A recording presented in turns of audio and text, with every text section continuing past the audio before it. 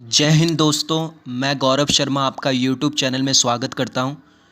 आज का video friends बनाने जा रहा हूं कुछ ऐसी विनिंग स्ट्रैटेजीज़ जिसको आप यूज़ करके एज अ इन्वेस्टर अच्छा रिटर्न कमा सकते हो स्टॉक मार्केट में।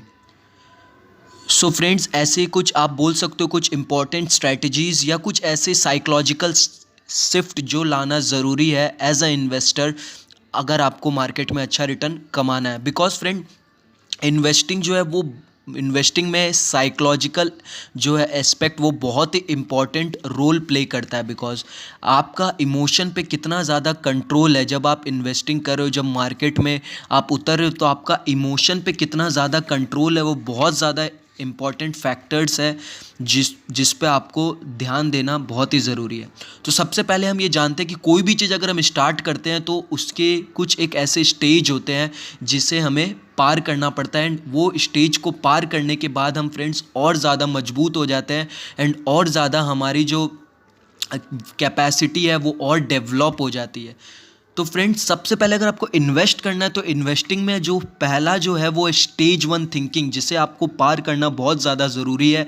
और उसके बाहर देखना, उसके पार, उसके आर पार देखना आपको बहुत ज़्यादा ही ज़रूरी है अगर आपको मार्केट में अच्छा रिटर्न कमाना है स्टॉक मार्केट में एज अ इन्वेस्टर।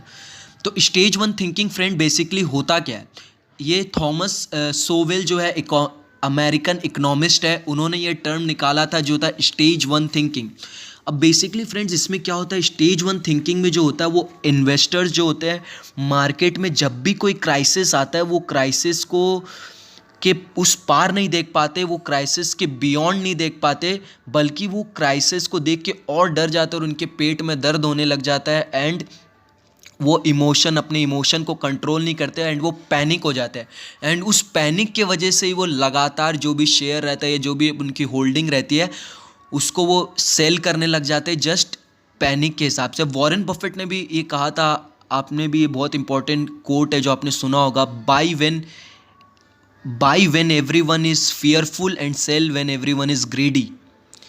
तो वही फ्रेंड सबसे ज़्यादा इंपॉर्टेंट रोल प्ले करता है। अब हम क्या करते हैं, जो एक स्टेज वन थिंकिंग वाले होते हैं वो क्या करते हैं फ्रेंड्स, स्टेज वन थिंकिंग वाले क्या करते हैं, वो सेल करते हैं।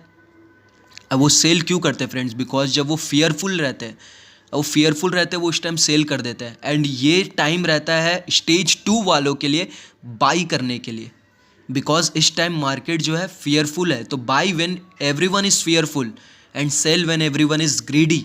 और जो स्टेज वन वाले होते हैं फ्रेंड्स वो कब बाई करते हैं, आप ध्यान से समझिएगा इस चीज़ को।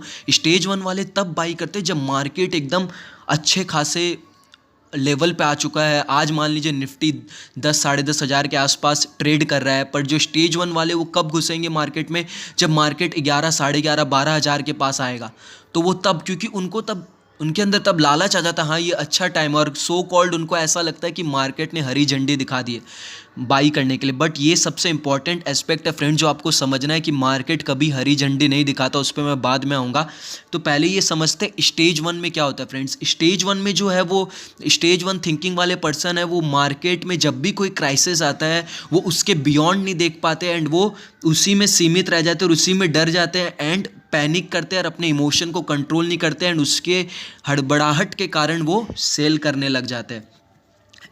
एंड जो स्टेज टू वाले रहते हैं उन्हें ये पता रहता है कि जब भी कोई क्राइसिस आएगा तो उसमें गवर्नमेंट जो है लीड करेगी, गवर्नमेंट और जो सेंट्रल बैंक रहेगा वो लीड करेगा और कुछ ना कुछ उसका सल्यूशन लाएगा। They will address the problem. Central government और सेंट्रल बैंक ये दोनों प्रॉब्लम को एड्रेस करेंगे and they will come up with some solution. ये स्टेज टू को ये मदद करता है, ये जो थिंकिंग रहती है फ्रेंड्स वो उनको मदद करता है बियॉन्ड देखने के लिए। और जो स्टेज वन वाले रहते हैं वो सिर्फ उसी में फंस जाते हैं। बट जैसे स्टेज टू वाले ये वो इसके बियॉन्ड देख पाते हैं कि हाँ, क्योंकि उन्हें पता है जब भी जितनी बड़ी क्राइसिस आएगी फ्रेंड्स उतना ही ज़्यादा इंगेजमेंट होगा, उतनी ही बड़ी पॉलिसीज़ या उतने ही बड़े सॉल्यूशन के साथ गवर्नमेंट और सेंट्रल बैंक आएंगे। उसका एक एग्जाम्पल आपने कोरोना वायरस में भी देख लिया होगा, बहुत सी ऐसी पॉलिसीज़ लाई गई गई, चाहे वो मॉरेटोरियम पॉलिसीज़ हुआ है कुछ भी, क्योंकि अगर मार्केट कुछ चीज़ से सफ़र कर रहा है तो वो गवर्नमेंट भी है वो भी सफ़र करेगी, क्योंकि उस पूरी एंटायर कंट्री की इकोनॉमी सफ़र करेगी। तो गवर्नमेंट और सेंट्रल बैंक को एट द एंड आना ही पड़ेगा विद अ सॉल्यूशन। तो आपका काम फ्रेंड्स क्या बनता है, आपका काम बनता है उस प्रॉब्लम के बियॉन्ड देखना एज अ स्टेज 2 थिंकर। तो आपको उस प्रॉब्लम के बाहर देखना चाहिए, तब आपको क्या फ्रेंड्स स्कोप दिखेगा कि क्या करना है। तो जब भी फ्रेंड्स कोई क्राइसिस आए, ये कुछ क्वेश्चन है जो आप अपने आप से जरूर पूछे कि क्या आप अभी स्टेज 1 थिंकिंग में है, am I engage in stage 1 thinking, ये क्वेश्चन पूछे। उसके बाद फ्रेंड्स ये जाने क्या ऐसी कुछ बात है जो आपको पता है मार्केट के बारे में, कुछ ऐसी बात है जो आपको पता है बट मार्केट को नहीं पता, कुछ ऐसा आपके पास कुछ ऐसी इन्फॉर्मेशन है जो और फ्रेंड्स मार्केट को आप बात मानिए, मार्केट को मोस्टली जो भी कुछ न्यूज़ होती है मार्केट पहले ही जो प्राइस रहता है स्टॉक का वो उसको ऑब्जर्व कर लेता है। जो भी आप बहुत से ऐसे स्टॉक मार्केट में जो इन्वेस्ट करते हैं वो उस दिन रिएक्ट करते हैं, जैसे कोई भी रिजल्ट आने वाला होता है तो वो सेम डे रिजल्ट रिएक्ट करते हैं और वो सेम डे डिसीजन लेते हैं कि स्टॉक को बाई करे या सेल करे या परचेज करे। सेम डे वो अगर रिजल्ट अच्छा हुआ ये तब बाई करते हैं। बट आपको ये ध्यान रखना मार्केट में ऐसे बहुत सो कॉल्ड फॉर रहते हैं एनालिस्ट जो पहले ही प्रिडिक्ट करके रखते हैं कि कोई भी कंपनी का परफॉर्मेंस कैसा रहेगा। तो मार्केट पहले से उसको एक्सपेक्ट कर लेता है कि कंपनी का जब रिजल्ट आता है उससे पहले ही वो एक्सपेक्ट कर लेता है जो भी Q1, Q2, Q3, Q4 कोई भी क्वार्टर का रिजल्ट आए तो मार्केट पहले ही एक्सपेक्ट कर लेता है कि उसकी परफॉर्मेंस कैसी होगी। आपको कब रिएक्ट करना चाहिए, हाँ जब कुछ मार्केट में ऐसा लगे कि सरप्राइजिंग है, सरप्राइजिंग जो पता नहीं और अचानक से सरप्राइज के रूप में आ गया, तब उस टाइम जो है आप देख सकते हैं कि शेयर की प्राइस में हेवीली गिरावट हुई। तो ये बात है, ऐसे बहुत से जने हैं जो इस चीज़ में फंस जाते हैं। जैसे मेरा एक फ्रेंड्स है उसका भी एग्जांपल लूँगा। उसने धनलक्ष्मी बैंक का स्टॉक परचेज़ किया था और वो उस दिन परचेज़ किया जिस दिन इस बैंक का रिज़ल्ट आने वाला था एंड उसने स्टॉक की परचेज़ किया, करने के बाद वो स्टॉक गिरने लग गया। तो वो मेरे से यही सवाल पूछ रहा है कि भाई मैं जब स्टॉक परचेज़ करता हूँ तो वो परचेज़ करने के बाद गिरने लग जाता है और जब मैं सेल करता हूँ वो बढ़ने लग जाता है, तो ऐसा क्यों होता है फ्रेंड्स। तो इसके पीछे फ्रेंड्स ये कोई कारण नहीं है, इसके पीछे आप कारण नहीं हो, इसके पीछे आपकी वो साइकोलॉजी, आपकी वो मेंटालिटी। आप जब भी कोई न्यूज़ आता है तो वो न्यूज़ पे आप उस टाइम रिएक्ट करते हो, बट आपको ये समझना चाहिए प्राइस मार्केट पहले ही उस चीज़ को ऑब्जर्व करके रखता है, मार्केट पहले ही प्रिडिक्ट करके रखता है। आपसे बड़े बड़े फॉरकास्टर और मार्केट को प्रिडिक्ट करने वाले एनालिस्ट पहले से बैठे हैं। तो आप इस चिंता में मत फंसिए फ्रेंड्स कि मार्केट का आगे क्या होगा। आप फॉरकास्ट मत करिए मार्केट को, बल्कि आपको क्या चीज़ पे नज़र रखना चाहिए, आपको ये देखना चाहिए कि आज अगर कोरोना वायरस भी आया है, कोई भी ऐसी महामारी भी आती है फ्रेंड्स, तो उस टाइम क्या वो परमानेंट है। फ्रेंड्स कोई भी प्रॉब्लम परमानेंट नहीं होती, सब टेम्पररी होता है। तो ये प्रॉब्लम भी है चाहे वो कितनी बड़ी हो, हाँ अगर प्रॉब्लम ज़्यादा बड़ी तो थोड़ा टाइम ज़्यादा लेगी, बट कुछ भी परमानेंट नहीं है फ्रेंड्स, सब टेम्पररी है। हम और आप भी टेम्पररी है, प्रॉब्लम भी टेम्पररी है, तो इसमें परमानेंट कुछ भी नहीं है। तो आपको जो है आप जब इन्वेस्ट करें तो इन्वेस्टर होता है एक विजनरी, आपको बाहर आपको दूर का सोचना पड़ेगा। तो आपको देखना है कि कोई जो भी वो बिजनेस में आप इन्वेस्ट करना चाहते हो उसका स्कोप क्या है आने वाले टाइम में। आप अभी मत देखिए 1 साल 1.5 साल के, और आप आने वाले टाइम में उसका फ्यूचर स्कोप क्या है वो देखना है। तो आपको सबसे पहला क्वेश्चन फ्रेंड्स अपने से यही पूछना है, do I want to sell when valuation are low and expected returns are high. आप कब सेल करना चाहते हैं, जब कंपनी का वैल्यूएशन कम हो और रिटर्न मतलब आपका कमाने आपकी जो कमाई है वो उस स्टॉक में ज़्यादा हो सके और उसका वैल्यूएशन कम हो, उस टाइम आप सेल करना चाहते हैं या उस टाइम बाई करना चाहते हैं। अगर आपका आंसर है बाई तो आपको स्टेज 2 में आना पड़ेगा फ्रेंड्स, क्योंकि स्टेज 1 वाले क्या करते हैं, वो जब वैल्यूएशन, अगर आपने फॉर एग्जांपल कोई भी कंपनी पे एनालिसिस किया और आपने उस स्टॉक को परचेज़ किया, तो आपने उसके फंडामेंटल्स देखे, सब कुछ देखने के बाद स्टॉक को परचेज़ किया, तो अगर उसकी प्राइस डिक्लाइन होती है, अगर वो गिर जाती है, तो आप उस टाइम और परचेज़ करोगे या फिर उसको सेल करोगे। चलिए अच्छे तरीके से इसको समझते हैं। फॉर एग्जांपल आपका कोई बिजनेस है एंड उसमें आप कोई प्रोडक्ट में डील करते, XYZ प्रोडक्ट में डील करते हो, तो आपने अपनी समझ के हिसाब से, आपको पता था वो स्टॉक प्रोडक्ट का प्राइस है 10 रुपये, आपने अपनी समझ के हिसाब से वो 8 रुपये पे जब मिल रहा था आपने उसे ख़रीद लिया। खरीदने के बाद फ्रेंड्स अब मान लीजिए कोई भी XYZ रीज़न की वजह से वो प्राइस 6 रुपये पे आ गया, बट आपको प्रोडक्ट पे विश्वास है, आपने जब वो 10 रुपये का प्रोडक्ट 8 में ख़रीदा, आपकी परचेजिंग अच्छी थी, अब वो 6 में आ गया, तो आप उस टाइम क्या करोगे? क्या वो आपने जो 10 रुपये वाला प्रोडक्ट 8 में ख़रीदा उसे आप क्या 6 में बेच दोगे या 6 में और ख़रीदोगे? जाहिर सी बात है फ्रेंड्स, आप 6 रुपये में उसे और ख़रीदोगे। तो वही चीज़ है फ्रेंड्स, वो ही इन्वेस्टिंग में है फ्रेंड्स। जब भी आपको ऐसा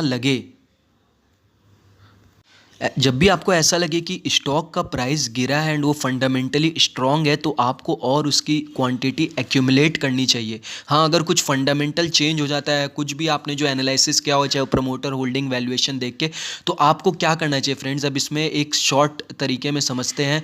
जब भी कोई कंपनी की वैल्यूएशन लो हो और एक्सपेक्टेड रिटर्न हाई हो, तब आपको उसे परचेस करना चाहिए। समझ रहे हैं? कंपनी की वैल्यूएशन लो हो, अब एग्जांपल के तौर पे समझ लेते, कोई एक प्रोडक्ट है जिसकी वैल्यूएशन आपको, उसका एक्चुअल वैल्यू है 10 रुपये, पर वो आपको मिल रहा है 5 रुपये पे, तो आप अब जब आप उसको बेचोगे तो आपको 10 रुपये मिलेगा उसमें, तो आपका रिटर्न यहाँ हाई है, रिटर्न आप ज़्यादा कमा सकते हैं क्योंकि आपको प्रोडक्ट 5 पे मिल रहा है, तो वैल्यूएशन लो है और रिटर्न, एक्सपेक्टेड रिटर्न हाई है, तो आप उसे परचेज कर लोगे।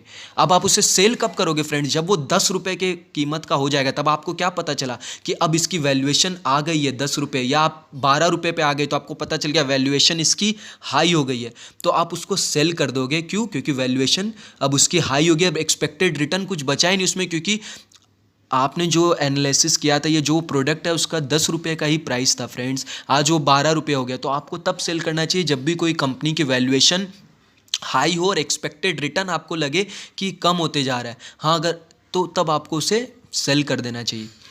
तो फ्रेंड्स, बहुत जने ऐसे बोलते हैं कि मार्केट जब हरी झंडी दिखाएगा तब हम कुछ डिसीजन लेंगे बाई एंड परचेस करने का। फ्रेंड्स, ये एक चीज़ अलग है। अगर आप बीच पे नहाने जा रहे हो, सी बीच पे जा रहे हो स्विमिंग करने के लिए फ्रेंड्स, तो आपको ये अगर पता करना है कि सेफ़ है क्या नहीं अभी स्विम करना, तो आप लाइफ गार्ड की तरफ देखोगे, वो अगर हरी झंडी दिखाता है तो आप उस टाइम स्विम करने जाओगे, लाल दिखाता है तो आपको रिस्की लगेगा, आप नहीं जाओगे। और हो सकता है आने वाले 1-2 दिन में फिर जब पानी का लेवल या जो भी वाटर लेवल वो ठीक हो, तो वह फिर आप उस टाइम जा सकते हो स्विमिंग करने। बट स्टॉक मार्केट में फ्रेंड्स कभी ऐसा नहीं होता, कभी स्टॉक मार्केट आपको हरी झंडी नहीं दिखाएगा कि ये सही समय परचेस करने का। तो आपको क्या करना चाहिए फ्रेंड्स?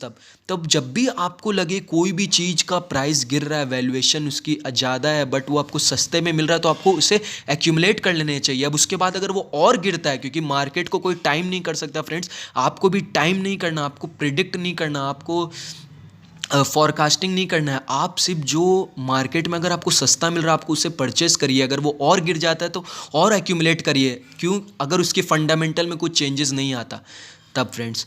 तो ये वीडियो यहीं तक रहा फ्रेंड्स, क्योंकि investing more about friends psychology है। आपको अपने इमोशन को कंट्रोल करना ही पड़ेगा। आप कभी भी फियरफुल होगे, पैनिक करोगे तो आप रिटर्न नहीं कमा पाओगे मार्केट में।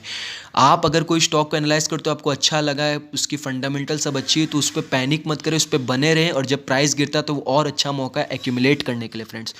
Thank you for watching this video friends. Do subscribe my channel and do like the video friends, sorry, जिससे मैं इस तरह के वीडियोज़ लगातार लाते रहूँ एंड वैल्यूएबल कंटेंट आपके लिए बनाते रहो friends. Thank you for watching. जय हिंद।